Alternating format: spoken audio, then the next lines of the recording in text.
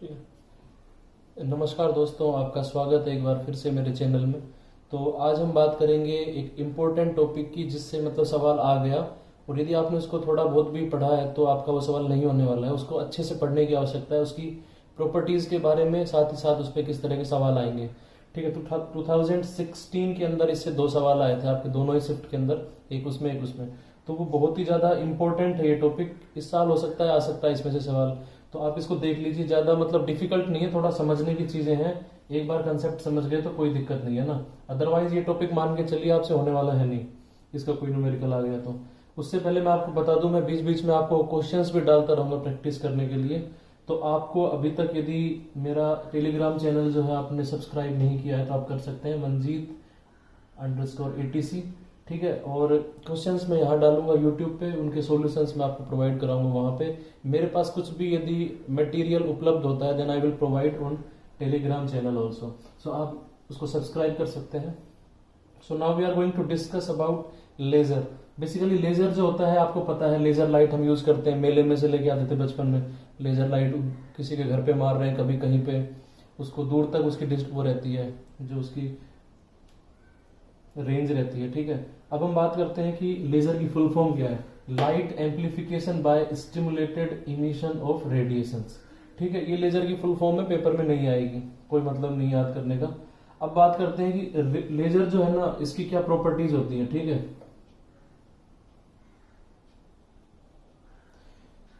Property से पहले आप ये समझ लीजिए पहले कि लेजर एक्चुअली करते कैसे हैं वर्क। ठीक है। इसके अंदर क्या होता है कि एक कैविटी होती है, सिलेंड्रिकल कैविटी। ठीक है। ये हो गई आपकी सिलेंड्रिकल,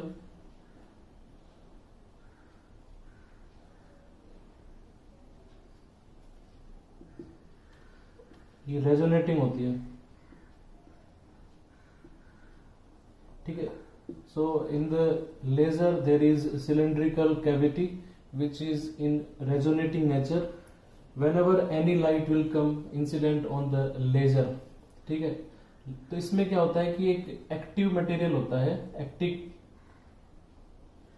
ये होता है ऑप्टिकली एक्टिव। ठीक है। ये क्या हो सकता है, कोई गैस वाला मटेरियल हो सकता है, any solid any liquid, anything can be possible. ठीक है। तो एक एक्टिव मटेरियल होगा, ऑप्टिकली एक्टिव। उसमें क्या होगा कि जब ये लाइट जाएगी, इसके बाद में जो ये हमारी कैविटी है, इसका देखो ये पैरेलल एक्सिस हो गया है ना, जो ये वाला एक्सिस है, ये वाला एक्सिस क्या हो जाएंगे, परपेंडिकुलर एक्सिस। ठीक है। तो जो पैरेलल एक्सिस है उसमें क्या होता है कि ये जो लाइट होती है हमारी आती है, ये इनहांस होकर इसकी जो इंटेंसिटी है और जो इसकी मतलब क्वालिटी है वो बढ़ के उसके बाद वो कहां से निकलती है, बाहर निकल जाती है। बाकी जो ये लाइट है, इसके कंपोनेंट इस डायरेक्शन में जाएंगे, इधर की तरफ जाएंगे, इस टाइप से। ठीक है। ये सब क्या होंगे ना, ये सब इलिमिनेट हो जाते हैं। ठीक है। फाइनली हमें जो मिलता है वो यही मिलता है। साथ ही साथ में जो ये हमारा एक्टिव कंपाउंड है, इसके भी कुछ फोटॉन्स इसमें इसके साथ चले जाते हैं। तो इस वजह से क्या है, इसकी जो स्ट्रेंथ होती है वो इंक्रीज हो जाती है और ये मोनोक्रोमेटिक लाइट को जनरेट करती है। ठीक है। लेजर जो होती है हमारी।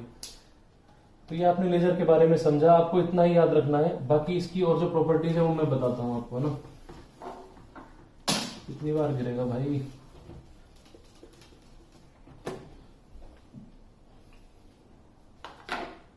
ठीक है। तो लेजर की हम इसकी प्रॉपर्टी देखें।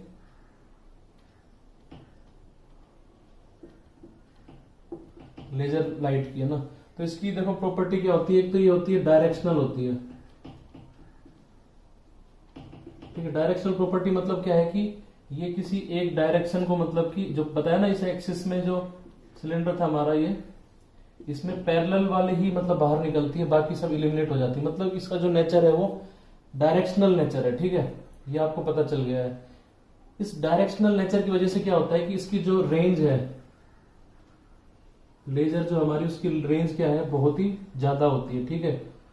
ये चीज समझ में आ गई आपको। अब बात करते हैं इसकी जो नेक्स्ट प्रॉपर्टी है, वो इसकी क्या प्रॉपर्टी है, डाइवर्जेंस की है।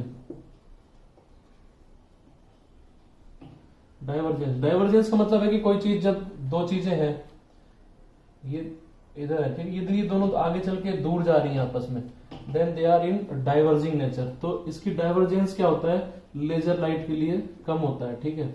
मतलब वो डाइवर्ज कम करती है, सीधी बात है, तभी तो लाइट सीधी जाएगी ना, फोकस करके। तो डाइवर्जेंस को रिड्यूस करती हैं। इसी वजह से क्या होता है, जो लेजर लाइट हमारी होती है, इनका जो डाइवर्जेंस एंगल होता है ना, डाइवर्जेंस एंगल वो क्या होता है, कम होता है। ठीक है, ये चीज आपको पता चल गई है। इसके बाद तीसरी प्रॉपर्टी लेजर की क्या है, आपको पता होना चाहिए, इंटेंसिटी। इंटेंसिटी लेजर जो होती है ना, उसकी इंटेंसिटी क्या रहती है, हाई रहती है। नॉर्मली हमारी जैसे सनलाइट आई है, ठीक है, सनलाइट आई है, उसके बाद धीरे धीरे वो स्कैटर्ड होगी, उसके बाद उसकी इंटेंसिटी क्या हो जाती है, रिड्यूस हो जाती है, रिड्यूस। ये जो हमारी सनलाइट है, इसकी इंटेंसिटी धीरे धीरे जैसे वो ट्रेवल करती है, उसकी इंटेंसिटी रिड्यूस हो जाती है। But in case of laser, intensity of the laser light will not reduce with respect to distance, मतलब लंबी दूरी तक भेजेंगे then also intensity will be high. तो इसका एक फायदा हो गया लेजर लाइट का कि हम अच्छी इंटेंसिटी, जो हाई इंटेंसिटी, उसको ट्रांसमिट कर सकते हैं विदाउट एनी अटेनुएशन। ठीक है, now the fourth property is, fourth इसकी क्या प्रॉपर्टी होती है, कोहेरेंस। ठीक है, तो लेजर लाइट में जो हम फ्रीक्वेंसी जनरेट करते हैं ना, वेवलेंथ जो जनरेट कर रहे हैं, फ्रीक्वेंसी कर रहे हैं, तो उनकी जो वेवलेंथ रहती है वो क्या रहती है, सेम, या फिर फ्रीक्वेंसी क्या रहती है, जो लाइट जा रही है उसमें सेम रहती है। मतलब कि लेजर लाइट जो है ऐसे नहीं है 4-5 वेवलेंथ ट्रेवल कर रही, एक ही वेवलेंथ कोई ट्रेवल करते हुए जाती है। इसी वजह से कोहेरेंस नेचर को रिप्रेजेंट करती है हमारी लेजर लाइट जो होती है। तो आपको पूछ सकते हैं इनमें से कोई प्रॉपर्टी, लेजर लाइट जो होती है कोहेरेंस होती है, नहीं होती है। आपको ये भी पूछ सकते हैं कि बताओ इनमें से कौन कौन सा कोई ऐसा मतलब डिवाइस है जो मतलब कोहेरेंट लाइट को या फिर कोहेरेंट सोर्स को प्रोड्यूस कर सकता है, तो उनमें लेजर आपका आंसर आ जाएगा। ठीक है, अब बात करते हैं लेजर की। हमारी एक और प्रॉपर्टी है कि लेजर जो बीम होती है, लेजर की जो बीम होती है, ठीक है, लेजर बीम, ये क्या होती है, बहुत ही नैरो होती है, मतलब बहुत ही पतली बीम होती है। आपको पता ही है, क्योंकि यदि वाइड होगी बहुत ज्यादा इस तरह से, तो क्या होगी, अटेनुएट हो जाएगी, डिस्ट्रॉय हो जाएगी, बाहर के जो मीडियम उससे फर्क पड़ेगा इस पे। लेकिन काफी नैरो होती है, that's why without any attenuation, without any destroying in the nature, ये क्या करती है, कंप्लीटली मतलब अच्छी इंटेंसिटी के साथ ट्रेवल करती है। तो आपको जो बेसिक चीजें थी लेजर की वो समझ में आ गई होंगी, जो प्रॉपर्टीज थी आप इनको नोट डाउन कर सकते हैं। ठीक है, तो अब बात करते हैं लेजर में थोड़ा सा आगे। इससे पहले आप कुछ चीजें याद रख लीजिए कि मैंने बताया था आपको कि लेजर लाइट जो होती है वो मतलब बहुत ही नैरो होती है। साथ ही साथ में जो लेजर लाइट होती है हमारी, लेजर, ये क्या होती है,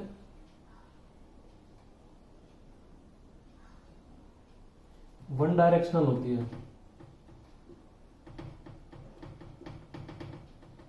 ठीक है, आपको क्योंकि सीधी बात है एक ही डायरेक्शन में जाएगी। यदि ये बाई डायरेक्शनल होगी, मल्टी डायरेक्शनल होगी, तो फिर लेजर अपने आप में कुछ बच नहीं जाएगी, उसका कोई सेंस नहीं बचेगा, क्योंकि वो फिर डिस्ट्रॉय हो जाएगी अपन।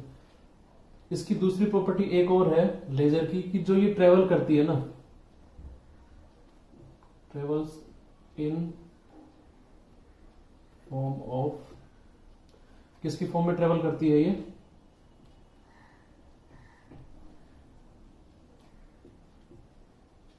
Plane wave front. ठीक है, तो इस पे सवाल आ सकता है कि लेजर जो होती है बताओ कैसे ट्रेवल करती है, स्फेरिकल, सिलिंड्रिकल, प्लेन। तो आपको क्या बताना पड़ेगा उसमें, आंसर आपका प्लेन वेव फ्रंट। ठीक है, याद रखना इस चीज को। ठीक है, अब आगे बढ़ते हैं। ठीक है, अब इसका जो प्रिंसिपल होता है ना,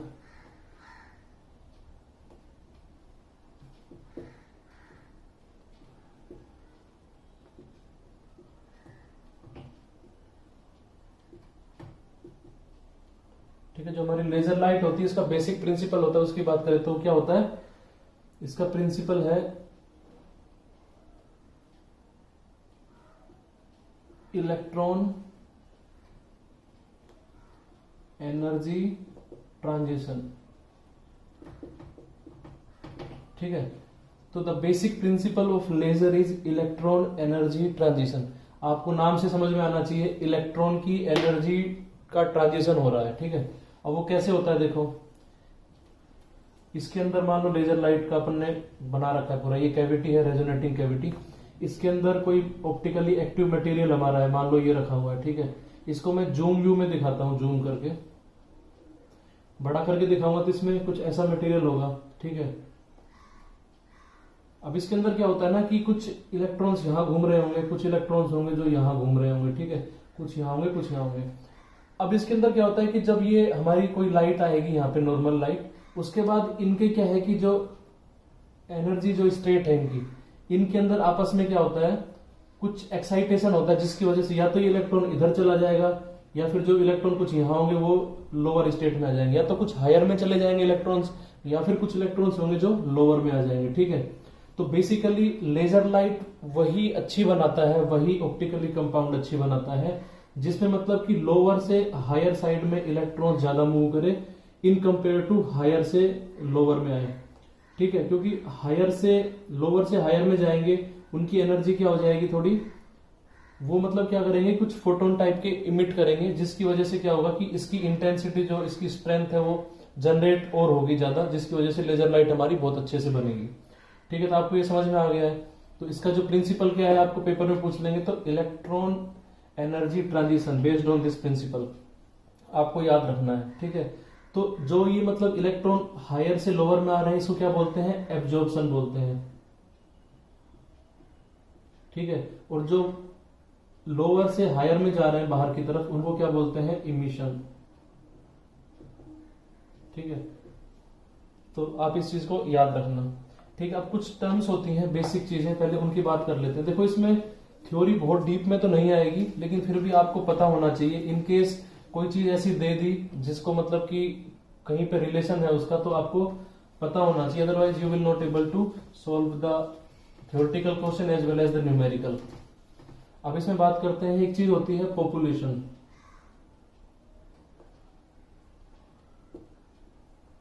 ठीक है।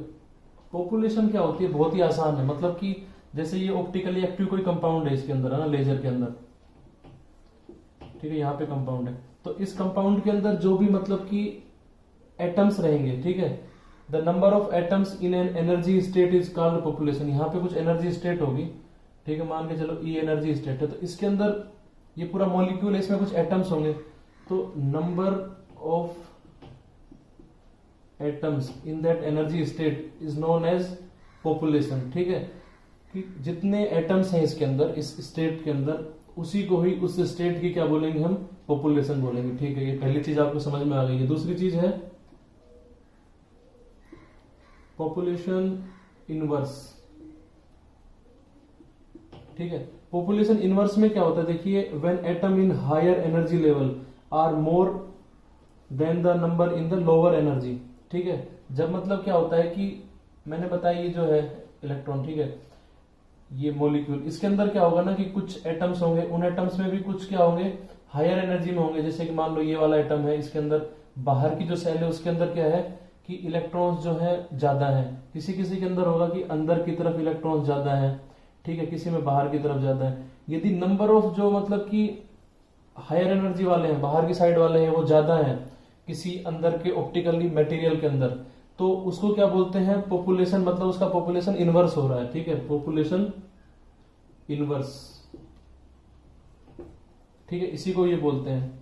इतना सा याद रखना, इसको अंदर बहुत ज्यादा डीपली जाने की जरूरत नहीं है, एटॉमिक स्ट्रक्चर की भी कोई जरूरत नहीं है, वो समझाने के लिए मैंने बनाया है। अब हम बात करते हैं आगे। तो पॉपुलेशन इनवर्स क्या होता है, जब मतलब हमारी हायर स्टेट को हम में इलेक्ट्रॉन्स ज्यादा हैं लोअर स्टेट से, ठीक है, तो उसको क्या बोलते हैं, पॉपुलेशन इनवर्स बोलते हैं। अब एक चीज आती है, आगे बात करते हैं हम किसकी, condition for lazing action, condition for lazing, ठीक है। तो घबराना नहीं है, टॉपिक बहुत आसान है, और इसके अंदर थ्योरी के साथ साथ एक दो तरह के न्यूमेरिकल है, बस वो आप कर लेना प्रैक्टिस, उसके अलावा फिर आपका कोई कुछ बिगाड़ नहीं सकता इस टॉपिक में, चाहे कहीं से भी सवाल घुसा दे, कोई दिक्कत नहीं है। तो देखो कंडीशन क्या होती है लेजिंग एक्शन के लिए, इसके लिए देखो तीन चीजें हमें ध्यान रखनी पड़ती है। और थर्ड, पहली चीज जो होती है वो होती है पंपिंग,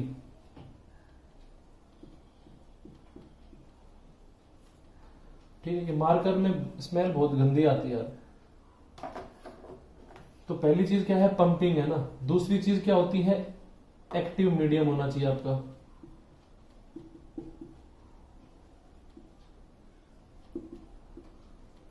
ठीक है, तीसरी चीज क्या होती है,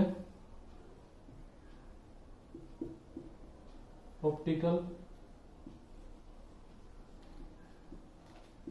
रेजोनेटर।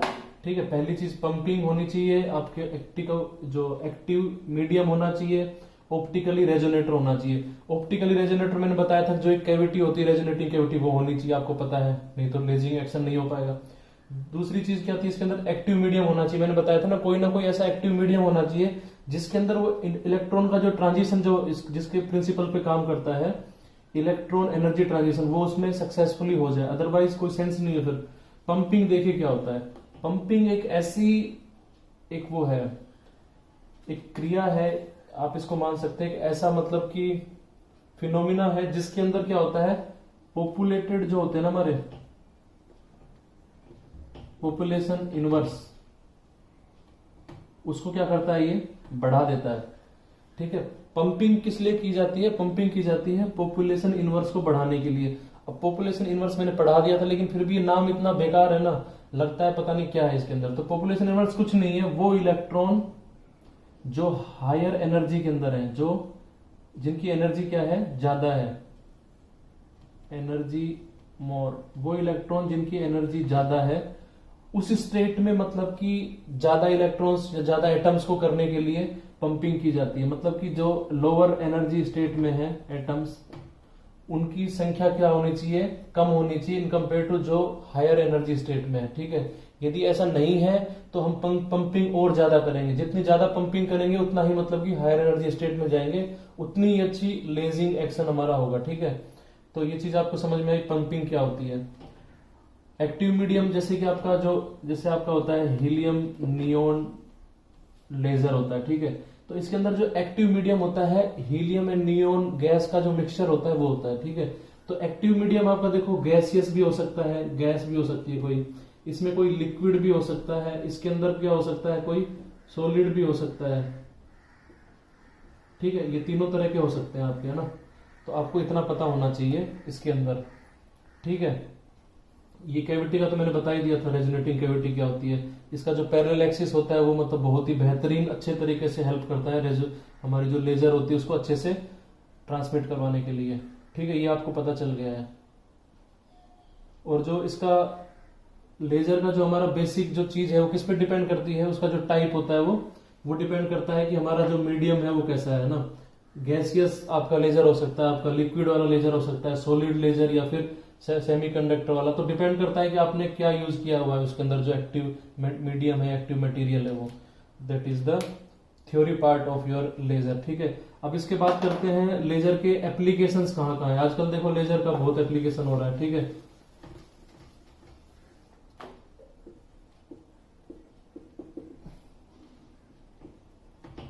लेजर जो लाइट है हमारी, उसका एप्लीकेशन कहाँ है। देखो पहली चीज सबसे इंपॉर्टेंट है, पेपर में आ सकता है, इसको दिमाग में रट के रखना, क्या है पहली चीज आपकी, जो बार कोड आपने देखा होगा,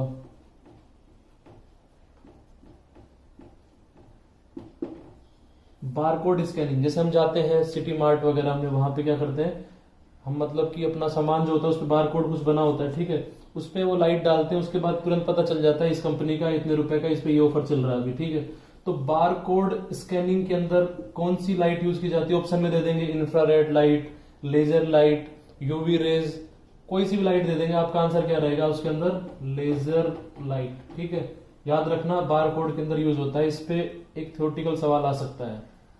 ठीक है, उसके अलावा इनका यूज किस किस जगह होता है, कोई जैसे कि लंबी दूरी नापनी है, एक ये पहाड़ है यहाँ पे, एक दूसरा ये है, यहाँ से लाइट छोड़ेंगे यहाँ पे तो पता चल जाएगा जब रिफ्लेक्शन के बाद वापस लाइट आएगी कि कितनी दूरी है, मतलब जो हाईएस्ट या फिर जो ऑब्स्टेकल्स है हमारे जो कहीं लॉन्ग डिस्टेंस पे, तो उनकी डिस्टेंस नापने के लिए will use the laser light. ठीक है, आपको ये समझ में आ गया है। आपको पता है कि कुछ लेजर आजकल प्रिंटर भी चल रहे हैं, लेजर प्रिंटर्स। ठीक है, तो थर्मल प्रिंटर होते हैं, लेजर प्रिंटर होते हैं, आपके डॉट मैट्रिक्स प्रिंटर होते हैं, दुनिया भर के प्रिंटर्स हैं। तो उनके अंदर क्या होता है, जो लेजर प्रिंटर होता है that will work on the laser principle. ठीक है, तो आपको इतना ही याद रखना है थ्योरी पार्ट में। अब हम देखते हैं कि लेजर जो होता है इसके न्यूमेरिकल्स कैसे कैसे आ सकते हैं आपके पेपर में। 2016 में आए थे, उनसे भी मतलब यदि मैं बताऊंगा ये जो कंसेप्ट आप याद रखोगे then you will be able to do that also. तो आप मतलब घबराना मत लेजर के अंदर। सबसे पहली चीज, बहुत ही आसान टॉपिक है भाई, इतनी चीजें जान लिया आपने ना, इसमें कुछ है ही नहीं। लेजर देखो क्या होता है, लेजर एक लाइट है, ठीक है। ये क्या करती है, जो इस प्रिंसिपल पे काम करती है, जो हम एक्टिव मटेरियल डालेंगे उसके अंदर जो इलेक्ट्रॉन की जो एनर्जी स्टेट्स होंगी वो क्या है, उसमें ट्रांजिशन होगा, जिसकी वजह से क्या होगा, कुछ हमारे फोटॉन्स निकलेंगे, वो मतलब उस लाइट के साथ इमिट होके उसकी स्ट्रेंथ को बढ़ा के इंटेंसिटी को दूर तक लेके जाएंगे, ठीक है। इसके अंदर प्लेन वेव फ्रंट्स होते हैं, वो मतलब ट्रांसमिट करते हैं, ठीक है। ये क्या होती है, यूनिडायरेक्शनल होती है, एक ही डायरेक्शन के अंदर जाती है, नैरो बीम होती है, ठीक है। और लेजर की क्या प्रॉपर्टी है मैंने बताया था आपको, तो वो सब चीजें आपको पता होनी चाहिए लेजर की। उसके अलावा देखते हैं इस पे सवाल कैसे, ठीक है। तो अभी एक क्वेश्चन करते हैं इस पे न्यूमेरिकल। तो सबसे पहले याद रखना, उसमें क्वेश्चन में आपको दिया होगा एक हीलियम नियोन, देखो कई तरह की होती है, एक होती है रूबी लेजर, ठीक है, हीलियम नियोन लेजर, ठीक है। आपकी होती है सेमीकंडक्टर लेजर, ठीक है। तो इस तरह से दे देंगे आपकी कोई सेमीकंडक्टर लेजर है इसकी जगह, सवाल में कोई चेंज नहीं होगा, नाम बदलने से कोई फर्क नहीं पड़ने वाला, ठीक है। इसकी जगह यदि रूबी लेजर होता हीलियम नियोन की जगह, तो भी हमारे सवाल में कोई चेंज नहीं आने वाला था, आंसर सॉल्यूशन यही आएगा जो हम करेंगे अभी। यदि उसकी जगह सेमीकंडक्टर देता, कुछ भी देता, आपको कोई फर्क नहीं पड़ना चाहिए। हीलियम नियोन वाली गैस है, ये वाली सॉलिड है, ठीक है, ये ध्यान रखना भाई साहब। ये सॉलिड लेजर होती है, ये वाली होती है गैस वाली होती है, ठीक है। अब इसमें बढ़ते हैं आगे, सवाल कैसे करने हैं। तो देखो इस तरह के जो भी लेजर के सवाल आएंगे उसमें एक ही प्रिंसिपल काम करता है सोल्व करने के लिए, वो क्या है, उसमें काम करता है energy of emitted photons is equals to क्या होता है आपकी एवरेज आउटपुट पावर,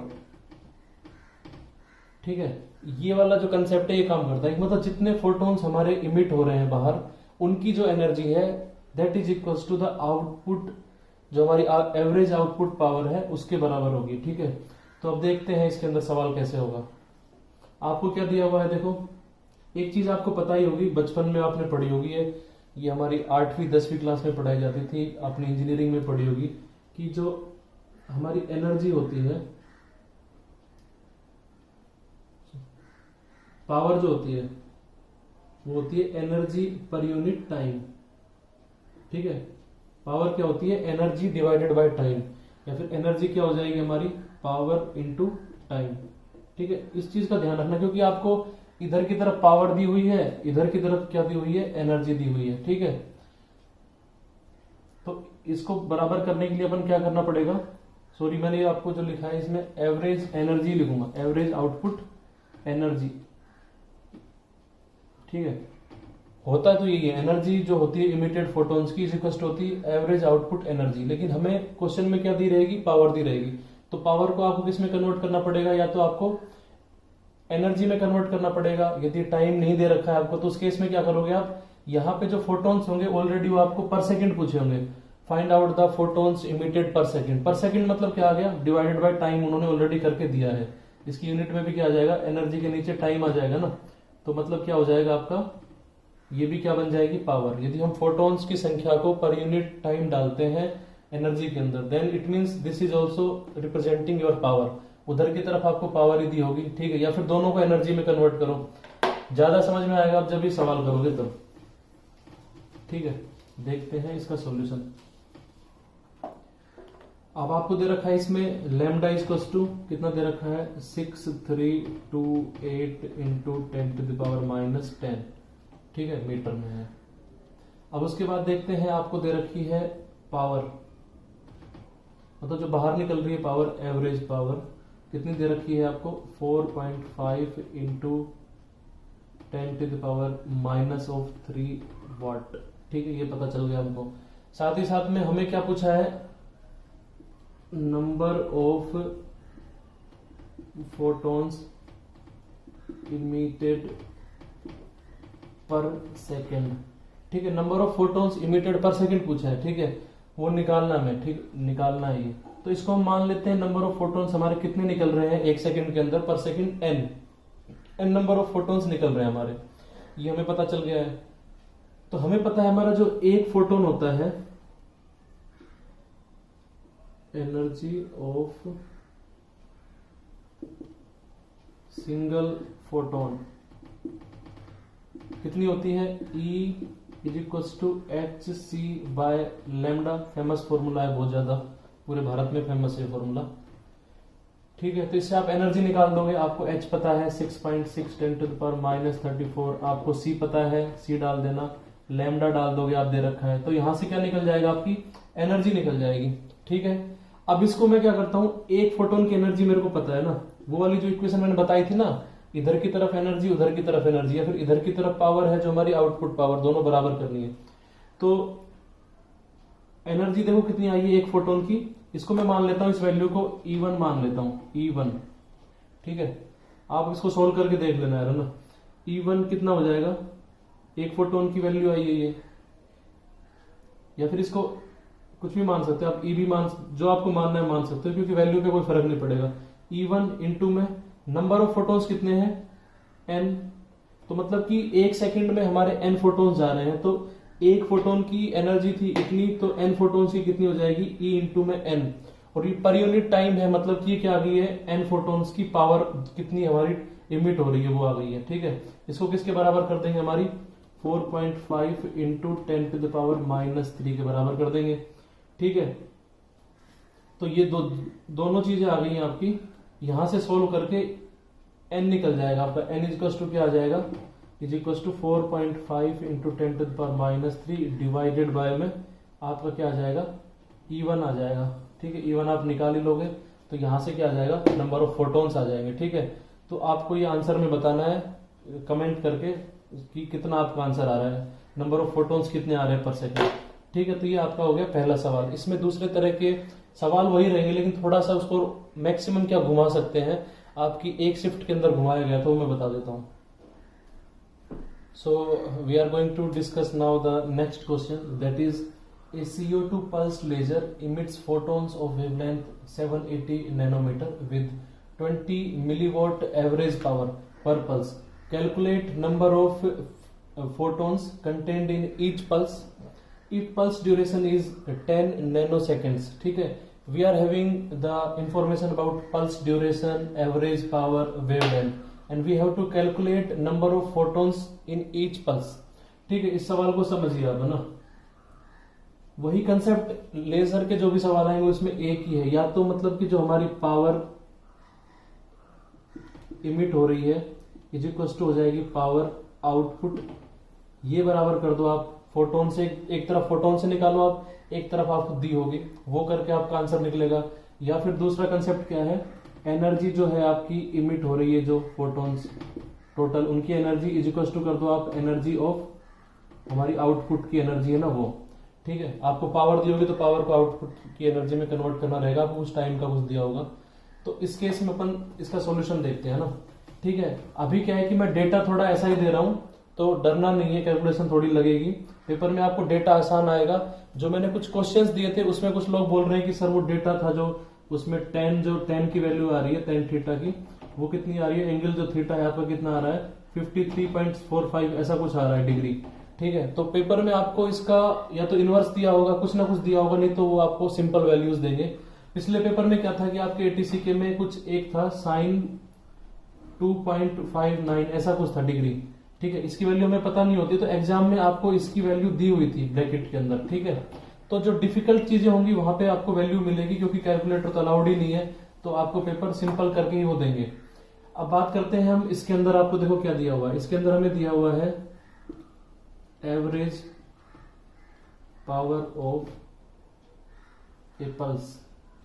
एक पल्स की एवरेज पावर कितनी दे रखी है आपको, 20 into 10 to the power -3 watt. ठीक है, इसकी मैं एनर्जी निकाल सकता हूं, average energy of a pulse. क्या होता है एवरेज एनर्जी, आपको पता है पल्स की पावर कितनी है।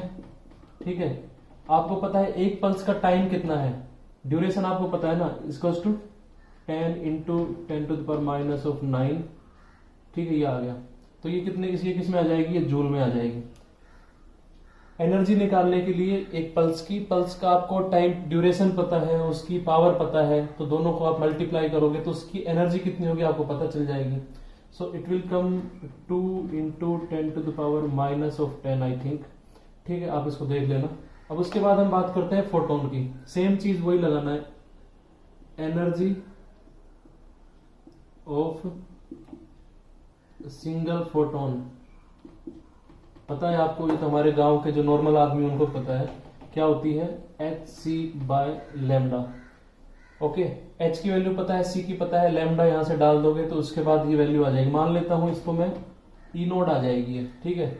उसके बाद आपको पता है कि नंबर ऑफ फोटोन्स इसमें पूछे है ना, तो मान लेते हैं n है वो, number of photons is n into E0 is equal to क्या हो जाएगा, उधर एनर्जी कितनी है, आउटपुट एनर्जी 2 × 10⁻⁻10। ठीक है, इससे क्या निकाल सकते हो आप, n निकाल सकते हो। n क्या आ जाएगा आपका 2 × 10⁻⁻10 डिवाइडेड बाय E0।